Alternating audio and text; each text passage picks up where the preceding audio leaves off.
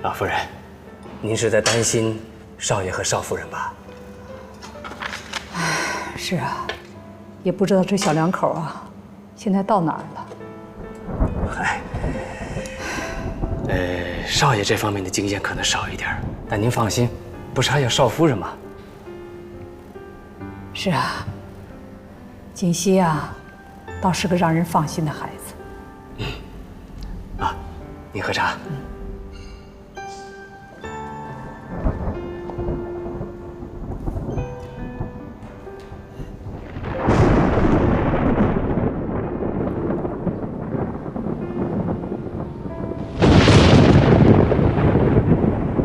什么意思啊？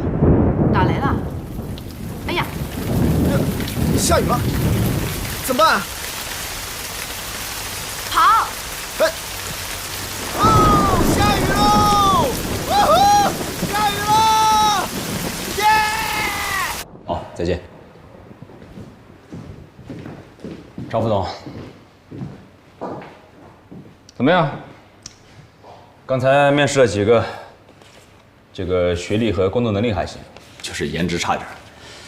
哎，你说郭总也是啊，只要能胜任工作不就行了吗？非得要求那么高颜值干什么？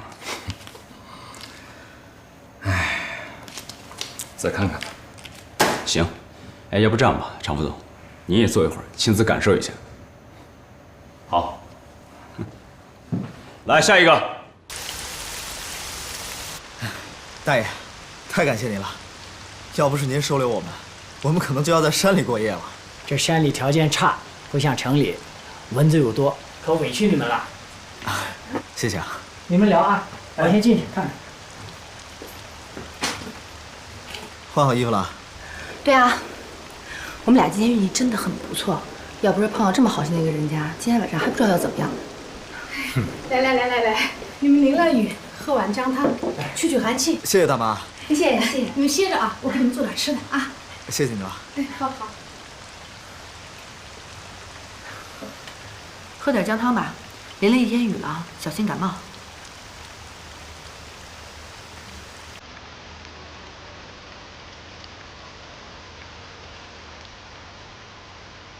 怎么了？顾大少养尊处优惯了，没待过这么差的环境，喝不下去吧？不是，我记得我父母亲去世的那天，也是下着大雨，我淋了雨，奶奶也煮了一碗姜汤给我喝。